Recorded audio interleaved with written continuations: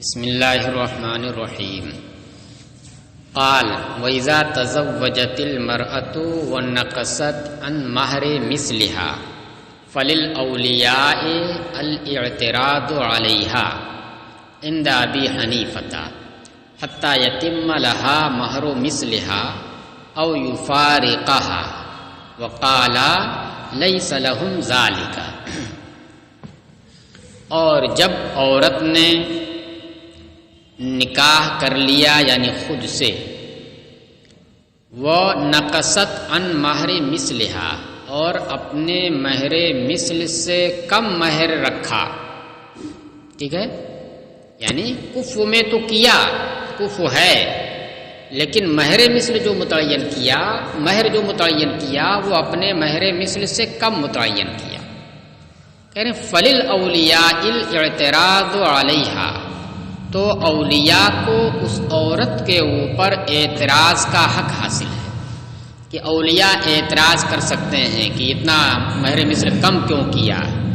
عند ابی حنیفہ، امام اعظم کے نزدیک، حتی یتم لہا مہر مثلہا، یہاں تک کہ اس کے لیے اس کا مہر مثل پورا ہو جائے۔ مطلب یہ ہے کہ نکاح تو منعقد ہو جائے گا، لیکن مہر مثل جو کم اس نے مقرر کیا ہے تو اس کی وجہ سے اولیاء کو اعتراض کا حق رہے گا۔ اب اگر نکاح کو باقی رکھنا چاہتا ہے تو مہر مثل پورا کر دے، اور نہیں ہے تو پھر اس کو چھوڑ دے اور تفریق کر دے۔ او یفارقہا، یہاں تک کہ اس کا مہر مثل اس کے لیے پورا ہو جائے، یا کہ وہ اس سے مفارقت کر دے یعنی الگ ہو جائے، ختم ہو جائے۔ یہ امام اعظم کے نزدیک ہے۔ وقالا لیس، جو کہ بات کس کی آئی ہے؟ عورت نے شادی کی، یعنی خود سے شادی کی، اور آگے کہہ رہا مہر مثل سے کم رکھا، تو اولیاء کو اعتراض رہے گا۔ تو اس کا مطلب کیا ہوا؟ اس کا مطلب یہی ہوا کہ اولیاء کی اجازت کے بغیر نکاح ہو رہا ہے۔ یہ نہ ہو رہا ہے کہ اولیاء کو اعتراض کا حق ہے۔ یہ کب ہوگا؟ جب ان کو معلوم نہیں ہوگا، اسی وقت نا ان کی اجازت تو ٹھیک ہے اتنا رکھ لو، اب کون سا حق؟ اب نہیں نا حق ہونے کی گنجائش ہے۔ تو اس کا سیدھا مطلب کیا ہوا کہ اولیاء کی اجازت کے بغیر عورت نے اپنا نکاح خود کر لیا اور مہر مثل سے کم رکھا، یعنی کوئی کمی نہیں رہی۔ کفایت کے اندر جن چیزوں کا اعتبار ہے ان تمام کو ملحوظ رکھا، لیکن مہر کی جب بات آئی تو اپنے مہر مثل سے کم کر دیا اس نے۔ تو اس مہر مثل سے کم رکھنے کی وجہ سے امام صاحب کے نزدیک حق کے اعتراض ہوگا۔ اولیاء کی اجازت کے بغیر نکاح کیا ہے، اس پر کوئی اعتراض نہیں ہے، اس پر امام صاحب کو کوئی اعتراض نہیں ہے۔ اولیاء کی اجازت کے بغیر بھی اگر وہ بالغہ ہے تو اس کا نکاح ہو سکتا ہے۔ کس کے نزدیک نہیں ہو سکتا؟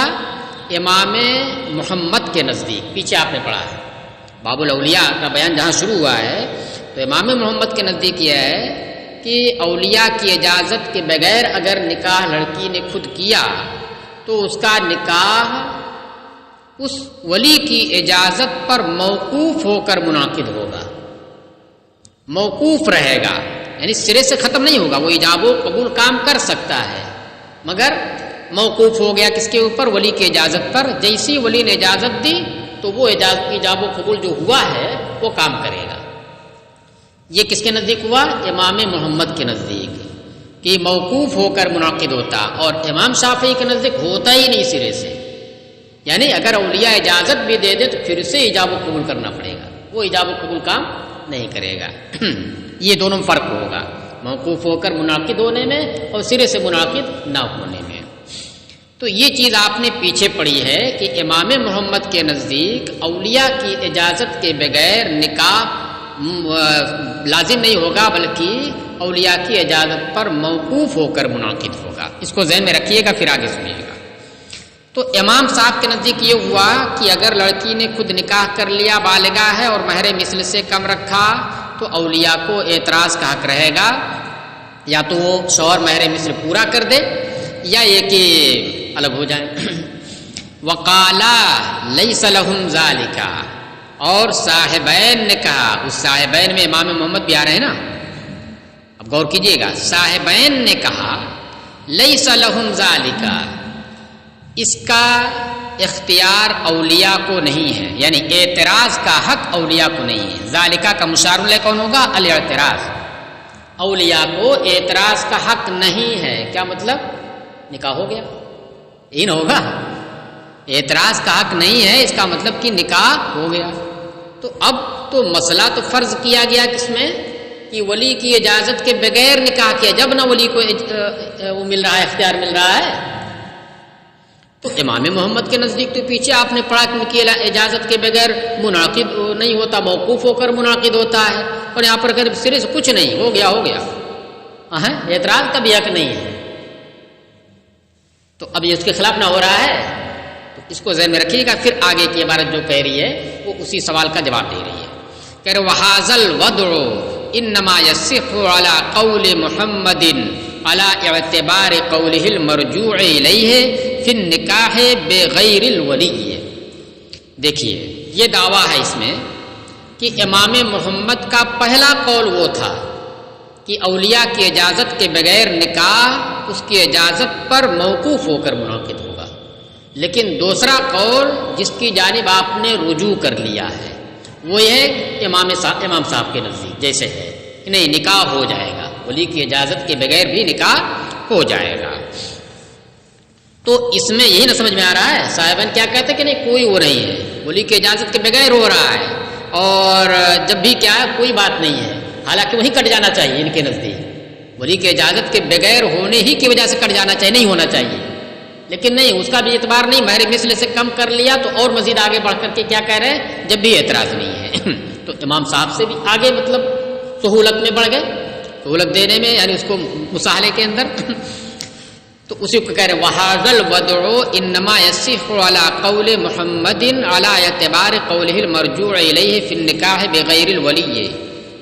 مسئلے کی، اس مسئلے کی وضع ترتیب دینا، یہ مسئلے کی جو ترتیب دی ہے امام قدوری نے، یہ قدوری کی عبارت ہے، تو مسئلے کی یہ ترتیب، یہ وضع، یہ صحیح ہے امام محمد کے قول پر، ان کے اس قول کی بنیاد پر، امام محمد کے قول پر صحیح ہے ان کے اس قول کے اعتبار پر جس کی جانب انہوں نے رجوع کر لیا ہے بغیر ولی کے نکاح کے معاملے میں، کہ پہلا قول کیا تھا، بغیر ولی کے نکاح موقوف، لیکن مرجوع الیہ قول کیا ہو گیا، نافذ۔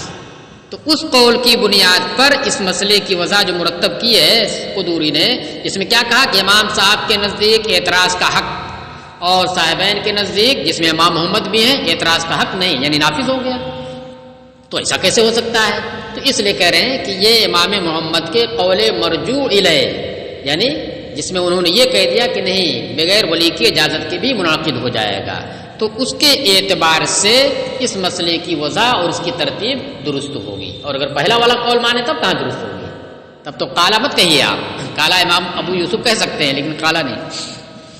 چلیے، لیکن کہہ رہے وقد صح ذالک، اور یہ صحیح بھی ہے، کیا صحیح ہے؟ امام محمد کا رجوع کرنا، وقد صح ذالک، ذالک کا اس میں اشارہ کون ہوگا؟ وہی رجوع کرنا جو المرجوع الیہ سے سمجھ میں آ رہا ہے، اور ان کا رجوع اس قول کی جانب صحیح بھی ہے، یعنی ثابت ہے صحت کے ساتھ۔ وَهَذِهِ شَهَادَةٌ صَادِقَةٌ عَلَيْهِ، اور یہ تو ان کے رجوع کے اوپر، علیہ ان کے رجوع کے اوپر سچی شہادت ہے اور سچی گواہی ہے، یہ جو آیا مسئلے کی یہ وضع جو ہے، اور یہ تو ان کے رجوع کے اوپر سچی شہادت ہے۔ یہ مسئلہ جو ہے امام قدوری نے کیا ہے یہ بالکل واضح کر دے رہا ہے کہ ان کا قول انہوں نے رجوع کر لیا ہے دوسرے قول کی جانب، لیکن اس پر صاحب عنایہ نے اس کو بتا دیا کہ سچی شہادت ہے، اس مسئلے کی جو ترتیب ہے وہ بتا رہی ہے کہ امام محمد نے اس قول کی جانب رجوع کر لیا ہے۔ تو اس پر صاحب عنایہ نے اعتراض کیا ہے اور یہ کہا کہ نہیں، یہ کوئی ضروری نہیں ہے، یہ جو ہے کوئی ضروری نہیں ہے کہ یہ مسئلے کی جو ترتیب ہوئی ہے امام قدوری کی جانب سے، یہ امام محمد کے اپنے دوسرے قول کی جانب رجوع کرنے کے اوپر سچی شہادت ہو جائے، دلیل ہو جائے، اور دوسرے قول کی اعتبار سے ہی اس مسئلے کی ترتیب درست ہو، اور اگر دوسرا قول نہ مانے پہلے قول کے اوپر منطبق کرے تو منطبق ہی نہ ہو، یہ ہمیں قابل تسلیم نہیں ہے۔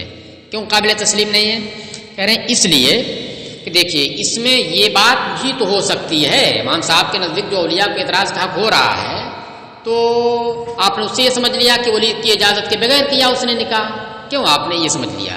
اس بات کا بھی احتمال ہے کہ ولی نے اجازت دے دی ہو، ولی نے اجازت دے دی ہو، ٹھیک ہے تم خود کرا دے نکاح یا اجازت دے دے، دونوں ایک ہی چیز ہوئی۔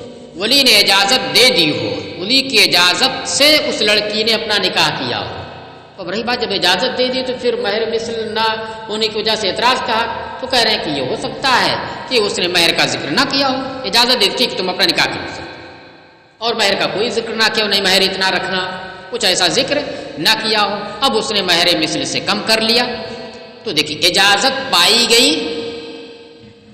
ولی کی جانب سے، تو جب اجازت پائی گئی تو پھر امام محمد کے قول اول کے اعتبار پر بھی یہ منطبق ہو سکتا ہے۔ اعتراض کا حق کیسے ہو رہا ہے؟ وہ چونکہ اجازت تو دی لیکن اس نے مہر کا کوئی ذکر نہیں کیا، متعین نہیں کیا کتنا مہر رکھنا، اب اس نے رکھا تو کتنا رکھ لیا؟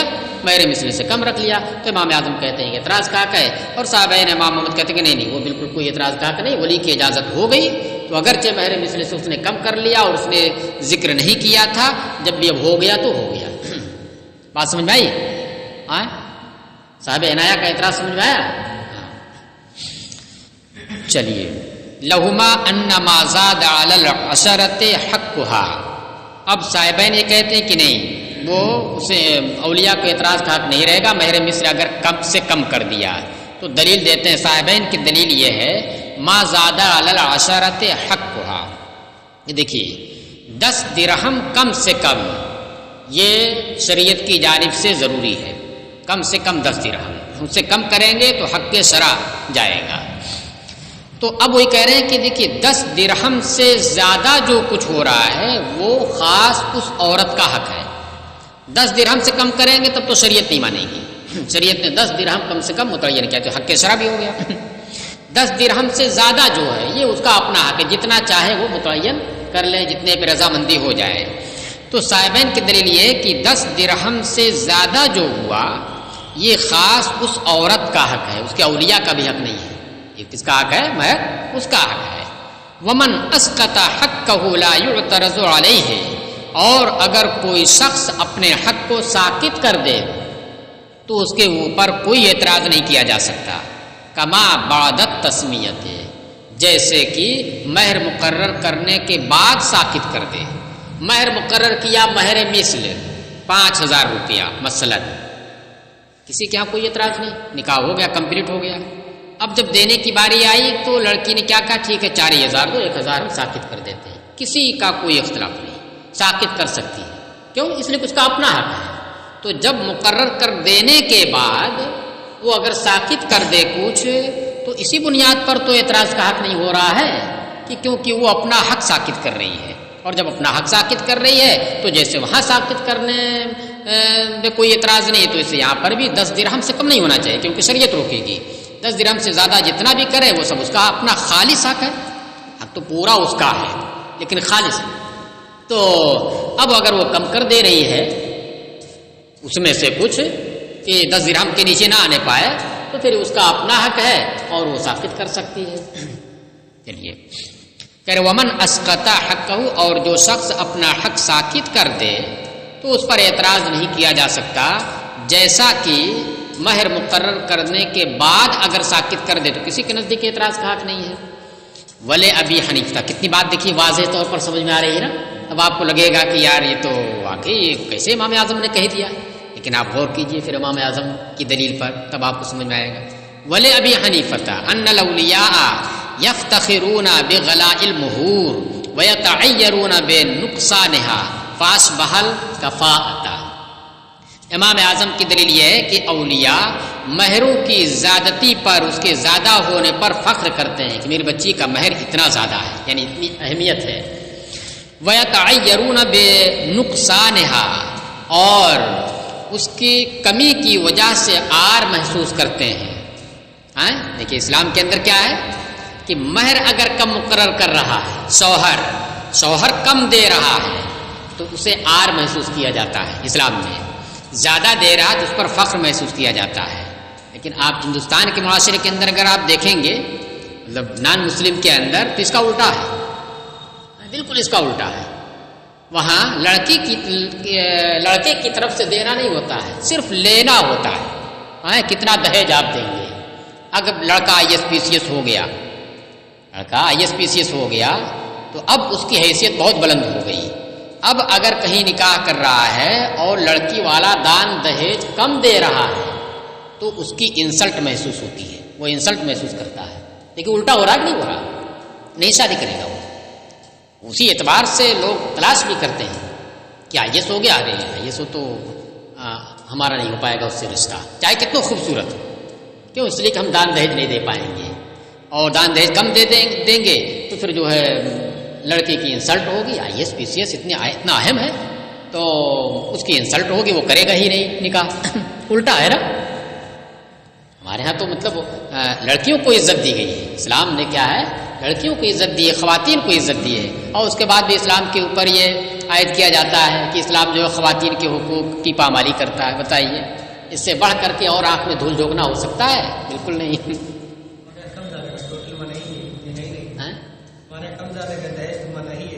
ہاں منع ہی ہے. چلیے وہ تو جو بھی دیا جاتا ہے وہ تو باپ جو ہے اپنی بچی کو دیتا ہے، وہ شوہر کو تھوڑی دیتا ہے. اس کے اوپر دینا، اس کا خرچہ دینا، اس کا مہر دینا، اس کے لیے رہنے کا مکان دینا، سب کچھ دینا ہے، وہ دینا ہے. چلیے فاش بحل کفاءتا، تو ایسا ہوتا ہے کہ لڑکی کا مہر کم ہو تو اس پر لوگ آر محسوس کرتے ہیں، زیادہ ہو تو اس پر فخر محسوس کیا جاتا ہے. تو اس کا مطلب کہ اس کا بھی تعلق ایک طریقے سے کس سے ہو جا رہا ہے؟ کفاءت سے ہو رہا ہے. جیسے کفاءت کا معاملہ ہے کہ اگر کمی ہوئی تو اس سے آر محسوس کرتے ہیں. نسب کے اعتبار سے ادون سے شادی کر دی تو آر محسوس کریں گے اس میں، اور بلند ہو تو فخر محسوس کریں گے. تو وہی حال اس کا بھی ہو گیا. فاش بحل کفاءتا، لہذا یہ کفاءت کے مشابہ ہو گیا. کفاءت میں تو یہ داخل نہیں ہے، لیکن آر کی جہاں تک بات ہے تو جیسے کفاءت میں عدم کفاءت ہو جائے تو آر محسوس ہوتی ہے، کفاءت ہو اور اچھے سے اچھا ہو تو پھر فخر محسوس ہوتا ہے. وہی حال اس کا بھی ہو گیا. لہذا اسے اعتراض کا حق رہے گا. جیسے غیر کفو میں اگر کر لے، غیر کفو میں کر لے تو حق رہے گا اعتراض کا، ویسے اس میں بھی. بخلاف الابراء بعد التسمیت. اب رہی بات کی وہ جو آپ نے دیا تھا کما بعد التسمیت ہے، مقرر کر لینا، تسمیہ مقرر کر لے، مقرر کر لینے کے بعد ساکت کر دے تو آپ بھی مانتے ہو کہ ٹھیک ہے ساکت کر سکتی ہے، کم کر سکتی ہے مہر مثل سے. تو کہہ رہے ہیں کہ وہ الگ بات ہے. بخلاف الابراء بعد التسمیت، برخلاف مقرر کر دینے کے بعد ساکت کرنے کے، بری الذمہ کر دینے کی، برا بری الذمہ کر دینا. کیوں؟ لأنہ لا یتعیر به، اس لیے کہ مقرر کر دینے کے بعد اگر ساکت کرے تو اس ساکت کرنے کی وجہ سے آر محسوس نہیں کی جاتی ہے. اس کی مثال آپ یوں سمجھ سکتے ہیں کہ جیسے اگر آپ کوئی سامان کسی سے، جیسے یہ موبائل ہے میرا، تو آپ نے کہا حضرت دے دیجئے مجھے، میں خریدنا چاہتا ہوں. 10,000 روپے کا موبائل ہے مثال کے طور پر، اور آپ نے کیا کہا؟ حضرت 100 روپیہ لے دیجئے، 100 روپیہ لے لیجئے مجھے دے دیجئے، 100 روپیہ لے لیجئے مجھے دے دیجئے. کہاں 10,000 کہاں 100 روپیہ. تو اب ایسی صورت میں یہ میرے لیے بڑی آر کی بات ہے کہ بتائیے میرے موبائل کی قیمت 100 روپیہ صرف آپ لگا رہے ہیں، کیسے آپ نے اپنی زبان کھولی 100 روپیہ؟ ارے نہیں، وہ 100 روپیے بھی نہ دو، لو ویسے ہی ہم تمہیں دے دیتے ہیں. دیکھیے ہم نے وہ 100 روپیہ بھی ساکت کر دیا، اس میں فخر ہے، فخر نہیں ہوگا. لیکن اگر آپ نے 100 روپے پہ معاملہ طے کر لیا، ہم بھی راضی ہو گئے، تو ہمارے ساتھی ہمارے اوپر تھوک ڈالیں گے پورا کہ بتائیے 10,000 روپے کا موبائل 100 روپے کے بیچ دیا، عجیب جو ہے آدمی یہ ہے. اور اگر ہم نے وہ 100 روپیہ بھی ساکت کر دیا تو ہمارے لیے باعث فخر ہو گئے.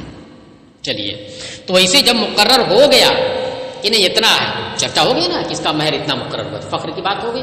اب بعد میں وہ ساکت کر دے کہ اس کی جانب سے تطوع ہے، تبرع ہے، اس کی تعریف کی جائے گی. چلیے وَإِذَا زَوَّجَ الْأَبُو ابْنَتَهُ الصَّغِيرَةَ، اور جب باپ اپنی نابالغ بچی کا رشتہ کر دے، نکاح کر دے، وَنَقَصَ مِن مَهْرِهَا، اور اس کے مہر مثل سے کم، مہر سے مراد یہاں پر مہر مثل، اس کے مہر مثل کی بات آ گیا ہے، بار بار بھی پڑھ چکے ہوں گے.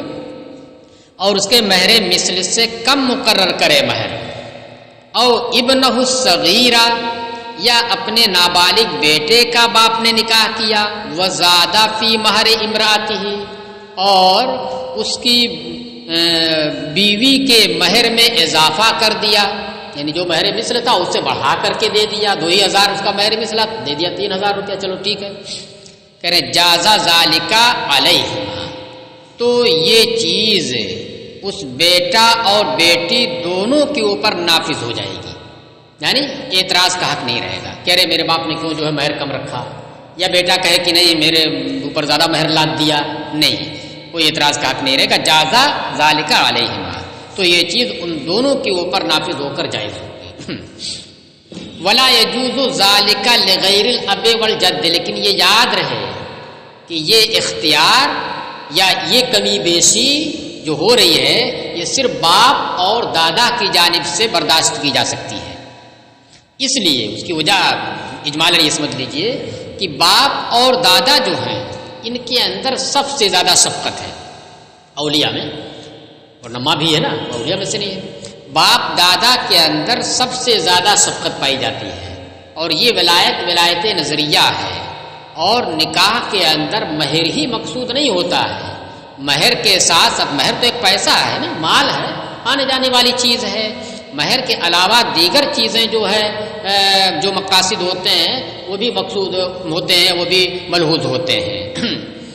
تو اس لیے اس کو اس بات پر مجبور کیا جائے گا کہ باپ یا دادا جو اتنا زیادہ مہربان اور اتنا زیادہ شفیق ہے اپنی اولاد کے اوپر، بیٹا ہو یا بیٹی، پوتا ہو یا پوتی کے اوپر، تو اگر وہ مہر کے اندر کمی کر دے رہا ہے یا زیادتی کر دے رہا ہے تو بظاہر اس کی وجہ سے تو ضرور محسوس ہو رہا ہے کہ لڑکے اوپر بار زیادہ ڈال دیا، لڑکی کا مال کم کر دیا، مہر بظاہر ضرور معلوم ہو رہا ہے کہ یہ تو غلط ہو رہا ہے، لیکن کیونکہ اور دیگر مقاصد ہیں تو ان کی جو بدرانہ شفقت ہے، جو مہربانی ان کی ہے، اس سے یہی کہا جائے گا کہ ان کے سامنے اس کو چھوڑ کر کے کچھ دیگر مقاصد جو ہیں وہ زیادہ اہم رہے ہوں گے، اس وجہ سے اس کو سامنے رکھا اور اتنی کمی برداشت کر لی۔ ہاں یہ چیز چونکہ اور دوسرے کے اندر نہیں ہے، باپ دادا کے علاوہ کے اندر یہ اتنی زیادہ شفقت، تو اس لیے باپ دادا کے علاوہ اگر اس طرح سے کر رہے ہیں دوسرے اولیاء، باپ دادا کے علاوہ جیسے بھائی کر رہا ہے، چچا کر رہے ہیں، یہ اولیاء کر رہے ہیں، تو ایسی صورت میں یہ نہیں ہوگا۔ کہہ رہے وہذا عند ابی حنیفہ، اور یہ چیز امام اعظم کے نزدیک ہے کہ نکاح ہو جائے گا اور یہ باپ دادا کے علاوہ کے لیے نہیں ہوگا، باپ دادا ہی کے لیے صرف ہوگا، اور اعتراض کا کوئی حق نہیں رہے گا، نکاح منعقد ہو جائے گا۔ وقال لا يجوز الحد والزیادۃ الا بما يتغابن الناس فیہ، اور صاحبین نے کہا کہ مہر مثل سے کم کرنا لڑکی کے لیے اور مہر مثل پر بڑھا دینا لڑکے کے لیے یہ جائز نہیں ہے، مگر اتنے کے ساتھ جتنے میں لوگ کمی بیشی کرتے ہیں۔ تغابن ہے، تغابن نقصان پہنچانا، کسی کو کم دے دینا، تو مطلب جتنا چلتا ہے کہ کمی اتنا کر، جیسے مان لیجئے 5,000 روپیہ، چلو بھائی 100 روپیہ کم کر دو، 4,999 900 روپیہ ہو گیا، یا 4,500 کر دیا، اس طرح سے جو گبن یسیر جس کو کہتے ہیں چلتا ہے۔ تو صاحب نے کہتے ہیں کہ نہیں اتنے میں تو ہو سکتا ہے کمی، مطلقاً ہم کمی کو منع نہیں کرتے ہیں، کمی کو مانتے ہیں، لیکن کتنا، جتنے میں عام طور سے لوگ کر لیتے ہوں، جس کو گبن یسیر کہتے ہیں۔ بہت فرق رہا تو جائز نہیں ہوگا، اور امام صاحب کہتے ہیں کہ بہت زیادہ فرق رہا جب بھی جائز ہوگا۔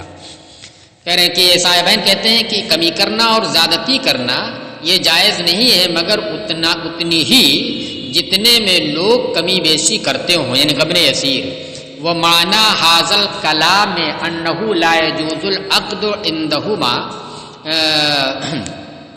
دیکھیے اس کلام کا معنی یہ ہے کہ عقد جائز نہیں ہے ان دونوں حضرات کے نزدیک۔ یہ بتانے کی ضرورت کیوں پڑ گئی؟ لا یجوز الحد والزیادۃ الا بما یتغابن الناس فیہ، صاحبان کیا کہتے ہیں کہ جائز نہیں ہے کمی بیشی کرنا مگر اتنے جتنے میں لوگ کر لیتے ہوں کمی بیشی۔ تو کیا مطلب ہوا؟ تو دیکھیے یہاں پر دو مطلب نکالے گئے ہیں. ایک تو یہ کہ یہ مطلب نکالا گیا کہ ان دونوں حضرات کے نزدیک اس طرح سے اگر نکاح کر دے تو سرے سے نکاح منعقد ہی نہیں ہوگا. اور بعض یہ کہتے ہیں کہ نہیں، نکاح تو منعقد ہو جائے گا لیکن وہ جو کمی ہے اس کو پورا کرنا پڑے گا، جیسے اوپر آیا تھا، یا جو اضافہ کر دیا ہے لڑکے کے لیے اس کو برابر کرنا پڑے گا، یعنی مناسب کرنا پڑے گا اسے. تو اب امام یہ جو صاحب ہدایہ ہیں مصنف، ان کے نزدیک کیا ہے؟ تو یہ ہے کہ نکاح عقد جو ہے ان دونوں حضرات کے نزدیک جائز ہی نہیں ہے، یہ صاحب ہدایہ کے نزدیک ہے. اور دوسرے حضرات ہیں صاحب ہدایہ کے ساتھ جو ہے شمس الائمہ سرخسی بھی ہیں اور امام فخر الاسلام بزدوی بھی ہیں. لیکن اس کے علاوہ دیگر حضرات یہ کہتے ہیں، وہ دوسرا معنی نکالتے ہیں کہ نہیں، نکاح تو منعقد ہو جائے گا مگر یہ جو کمی ومی ہے یہ کمی کرنا جائز نہیں ہے یا اضافہ کرنا جائز نہیں ہے. تو اس کا مطلب کیا ہوا؟ اس کو مینٹین کر لیا جائے گا، جیسے اوپر والے مسئلے میں تھا نہیں کہ حتی یتم لہا مہر مثلہا. تو یہ کہہ رہے ہیں کہ اور اس کلام کا معنی یہ ہے کہ عقد ان دونوں حضرات کے نزدیک جائز ہی نہیں ہے، یعنی عقد ہی جائز نہیں ہے. لأن الولایت مقیدۃ بشرط النظر، اس لیے کہ یہ جو ولایت ان دونوں کو ملی تھی وہ شفقت کی شرط کے ساتھ مقید تھی. فعند فواتہ یبطل العقد، لہذا اس شفقت کے نظر کے فوت ہونے کے وقت عقد ہی باطل ہو جائے گا. شفقت کی وجہ سے نا یہ ولایت دی گئی تھی، اور ہم دیکھ رہے کھلی ہوئی بے شفقتی ہو رہی ہے، کھلی ہوئی بے رحمی ہو رہی، بے شفقتی ہو رہی ہے، تو اس وجہ سے عقد ہی نہیں ہوگا. پھر وہذا لأن، اب کیسے بھائی شفقت نہیں یہاں دکھ رہی ہے آپ کو؟ پھر وہذا لأن الحد عن مہر المثل لیس من النظر فی شیء، کہہ رہے ہیں کہ یہ شفقت کا فوت ہونا یہاں پر اس وجہ سے ہے کیونکہ مہر مثل سے کم کر دینا یا لڑکے کے لیے مہر مثل پر بڑھا دینا یہ شفقت کی کوئی چیز نہیں ہے. لیس من النظر فی شیء، مانا کیا ہوگا؟ شفقت نام کی کوئی چیز نہیں ہے اس میں. کما فی البیع، اب دیکھیے ایک دوسرے مسئلے سے تائید پیش کرے، جیسا کہ بیع والے مسئلے میں آپ بھی یہ کہتے ہیں کہ بیع میں اگر ایسا کرے تو بیع منعقد نہیں ہوگی. بیع میں کیا ہے کہ نابالغ کی بات نہ چل رہی ہے، نابالغ اولاد کا مال ہے تو اس میں تصرف ماں باپ صرف باپ اور دادا کر سکتے ہیں. باپ دادا کے علاوہ ان دونوں کو ولایت حاصل ہے، پیچھے آپ نے پڑھا ہے نا، ان دونوں کے علاوہ کو نہیں ہے، کیونکہ ان کی جو ولایت ہے وہ ولایت اجبار ہی ہے مال میں. ولایت غیر اجباری یہ اس میں متصور ہی نہیں ہے، کیونکہ غیر اجباری کر دے پتہ چلا کہ مال بیچ دیا، اب پتہ نہیں ایک ہاتھ سے دوسرے تیسرے چوتھے ہاتھ ہوتے پتہ نہیں کہاں چلا گیا. اب اگر آپ کیا بعد میں بالغ ہونے کے بعد اس کو کینسل کریں تو کیسے وہ اس کا حصول ممکن ہوگا؟ اس لیے آپ نے پیچھے پڑھا ہے کہ کیا ہے، ولایت اجباری ہی ہے مال میں. تو کہہ رہے ہیں کہ مال میں اگر جو ایک دام چل رہا ہو، بازار بھاؤ جو چل رہا ہو اس کے مال کا، اس بازار بھاؤ سے کم میں اگر بیچ دیا باپ نے یا دادا نے، بازار بھاؤ سے کم میں بیچ دیا باپ یا دادا نے، تو کسی کے نزدیک وہ بیع منعقد نہیں ہوگی. اختیار ہے تصرف کرنے کا مال میں باپ اور دادا کو صرف، لیکن اگر وہ جو اصل قیمت ہے اس قیمت سے کم میں کر دیا، یا خریدنا ہوا کوئی سامان لڑکے کے لیے مثلا، اور جو سامان خریدا اس کا جو ایک دام ہے اس سے زیادہ دام دے دیا، 1000 روپے کا تھا 1500 روپے کا خرید لیا، وہ تو نقصان نہ ہو رہا ہے. تو کسی کے نزدیک یہ تصرف کرنا جائز نہیں ہے باپ دادا کے لیے. تو جیسے وہاں جائز نہیں ہے ویسے یہاں پر بھی جائز نہیں ہونا چاہیے. بات سمجھ میں آئی؟ وہی کریں کما فی البیع، یہ بہت ہی باریک سا ہوتا ہے، کما فی البیع، کما فی النکاح، کما فی فلاں، لیکن بہت تفصیل طلب ہوتا ہے. وَلِهَٰذَا لَا يَمْلِكُ ذَٰلِكَ غَيْرُهُمَا، اسی وجہ سے باپ دادا کے علاوہ کوئی اس کا مالک نہیں ہے. یعنی باپ دادا کے علاوہ، یعنی باپ اور دادا ہی جو ہے تصرف کر سکتے ہیں. کس میں؟ وہ مال والے میں اور اس میں.